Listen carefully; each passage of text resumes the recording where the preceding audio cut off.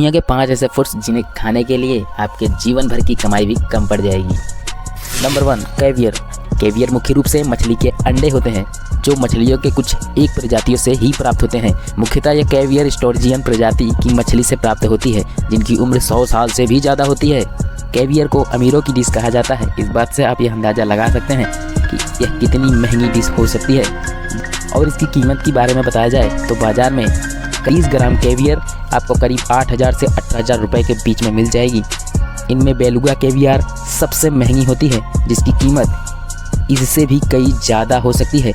Number 2, Yubari king melon.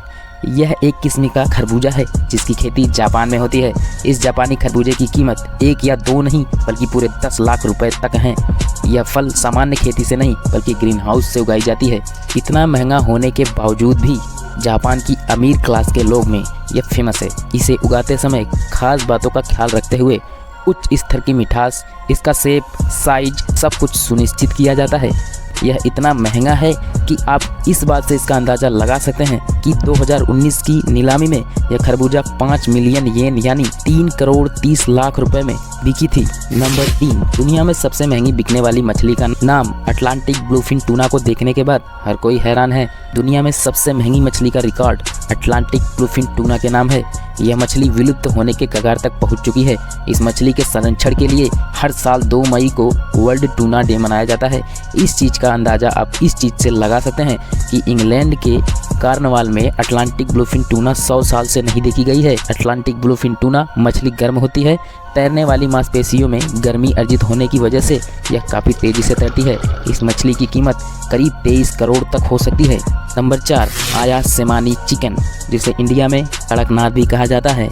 Nonveg का शौकीन तो हर कोई होता है और लोग उन्हें ज़्यादा खाना भी पसंद करते हैं। हालांकि भारत में बिकने वाले मुर्गों के दाम काफ़ी सस्ते होते हैं जिसे हर कोई आसानी से खरीद सकता है। लेकिन यह बात आप जान ले कि मुर्गा ही नहीं बल्कि एक मुर्गे का अंडा भी इतना महंगा हो सकता है जिसे आम आदमी तो कभी सपने में भी खरीदने की सोच नहीं सकता है।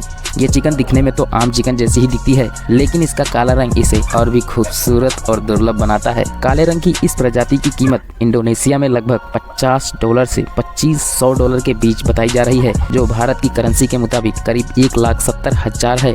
वो भी इसलिए क्योंकि ये प्रजाति दुनिया के किसी कोने में देखने को नहीं मिलती है। इस चिकन की खास बात यह है ये दिखने में काला है, साथ ही साथ इसके पैर के नाखून से लेकर इसकी जीभ तक काली है, सिर्फ इसके खून को छोड़कर। माना जाता है कि इसके काले रंग की वजह फाइब्रोमेलानेसिस नाम की एक आनुवंशिक कंडीशन है। इनके महंगेपन की वजह से मुर्गे की इस प्रजाति को पोल्ट्री फार्म के लैम्बोर्गिनी भी कहा जाता है या फिर सोने का अंडा देने वाली मुर्गी। इसलिए सोच समझकर इसे खाने का सोचे, नहीं तो आपकी मेहनत से जमा की हुई जमा पूंजी एक झटके में खत्म हो सकती है।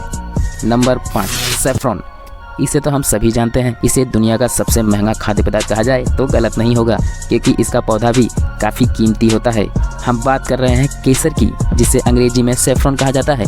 इसका इस्तेमाल अक्सर खाने पीने की चीज़ों में होता है। इसका पौधा जो साल में महज 1 या 2 महीने के लिए उगता है। विश्व में बहुत कम जगह केसर की खेती होती है और जहां भारत की बात करें, जम्मू के किश्तवाई और कश्मीर के पंपोर के सीमित इलाके में सैफरॉन की खेती के लिए उपयोगी जमीन, यहाँ केसर की काफ़ी पैदावार भी होती है। अगर आप सोचते हैं कि आप केसर की खेती कहीं भी कर सकते हैं, ऐसा बिल्कुल नहीं है क्योंकि इसकी पैदावार के लिए इसके अनुसार वातावरण होना आवश्यक है। जैसे भारत के जम्मू और कश्मीर के कुछ इलाके सैफरॉन की खेती के लिए बेहतर माने जाते हैं। जो भी किसान इसकी खेती करता है इससे काफ़ी फ़ायदा होता है क्योंकि आज के समय में 1 किलो केसर की कीमत 3 से 3.5 लाख रुपए होती है। केसर के इतने महंगे होने के मुख्य कारण दरअसल केसर की खेती के लिए बहुत कम मशीनरी का इस्तेमाल किया जाता है। सैफरॉन के फूल से धागे निकालने के लिए मशीन की जगह हाथों का उपयोग करना पड़ता है। एक फूल में सैफरॉन की 3 नाजुक धागे होते हैं। करीब 75,000 फूलों से लगभग 400 ग्राम केसर निकाले जाते हैं। यही कारण है कि केसर इतना महंगा होता है। इसके अलावा जो फूल होते हैं वह बहुत कम समय के लिए खिलते हैं और इन्हें उसी दिन तोड़ना पड़ता है जिस दिन यह खिलते हैं। तो आज के लिए बस इतना ही।